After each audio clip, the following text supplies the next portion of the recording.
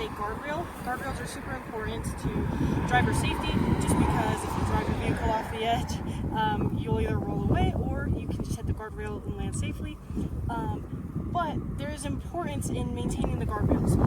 With all these plants nearby and the debris underneath, it goes up, it can cause rust, it can cause hydroplaning if the water has nowhere to leave to. And traditionally, highway maintenance crews clean these either by hand with like shovels, by scraping out underneath, or with high-powered water or brushes. The downside to this is that highway maintenance crews take a long time doing it by hand.